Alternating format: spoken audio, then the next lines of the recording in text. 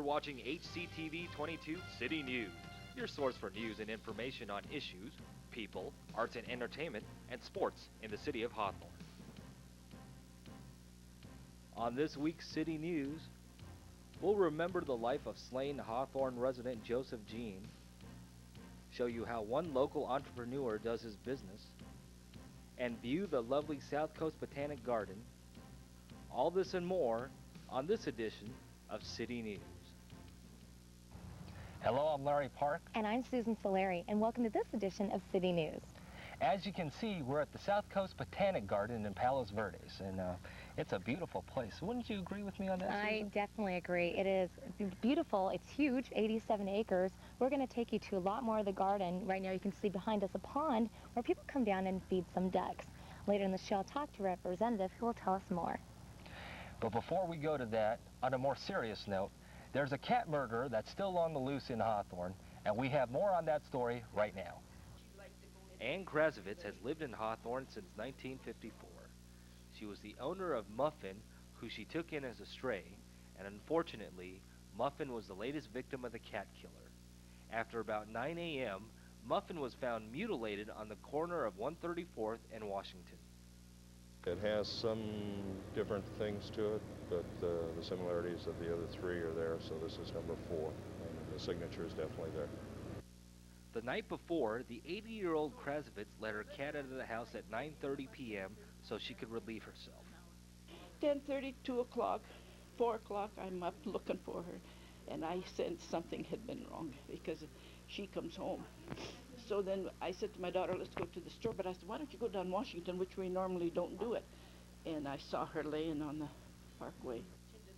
Krasovitz has routinely taken in stray animals for many years. She has another cat named OJ and a blind chihuahua named Pee-wee. All of her animals are very special to her. Was Muffin special to you? Yes, she was. Especially since she didn't have a home and she needed somebody to love her. So I took her in. She's had Muffin for 3 years before this untimely mutilation, and it will be a long time before Krasovitz ever forgets her beloved cat. He can't replace my cat, but he's going to have to stop this. Whoa, that was quite a walk up from the pond to the cactus garden. Again, we want to remind you that if you have any information linked to the arrest of the person responsible for these crimes, please call the We Hit Tip hotline at 800-782-7463 or the Hawthorne Police Department's Detective Bureau at 310-970-7981. Now I'm here at the Children's Garden where you can see a miniature house, miniature people, and miniature animals. Now the RFK Medical Center has served the needs of the community for many years, but the company is now considering not renewing their contract with the Blue Cross Insurance Company. Catholic Healthcare West, the company that owns the RFK Medical Center, along with 40 other hospitals, is in dispute with Blue Cross because of low medical payments. The current contract is set to expire on August the 14th. If the contract is allowed to expire, Blue Cross patients in Hawthorne can either go to other hospitals for non-emergency care or face high out-of-pocket costs. Negotiations are on the way for a contract renewal. On a visit to the South Coast Botanic Garden, you might learn that the lantern behind me is an authentic Japanese lantern brought to Palos Verdes from Japan. Well, back in Hawthorne, there were some teenagers who learned something. They learned what the real world is like. It was a 6-week program held by the Ridgestone Center in conjunction with the Occupational Therapy Program. We were there recently when they graduated. It was a special day for the Ridgestone Family Center as they graduated a number of students from the community as they were a part of the Occupational Therapy Training Program. What our program does is we provide them with training on independent life skills, which essentially is anything that a person needs to function optimally in everyday life. These kids joined this 6-week program to improve their life skills such as money management and tips on how to get a job. This taught me more listening skills and to be more patient with certain individuals that I couldn't be patient with before. I was lazy. I was just at home. I would stay with my daughter. And then I heard about this program through my teacher, and it really brightened me. Like, it made me a better person. I wanted to do things, and this made me real goal-directed. I knew what I wanted to do now. The occupational therapy training program has been doing this for more than 2 decades, and they've seen great success in the last few years. We place approximately 50% of these youth in entry-level work in the community, and approximately 30% sustain that employment over time. And the program teachers feel that these kids will be very successful in the near future. They've all shown great potential for success. We have some great leaders, some very intelligent people with great insight, and so I think that they'll go a long way.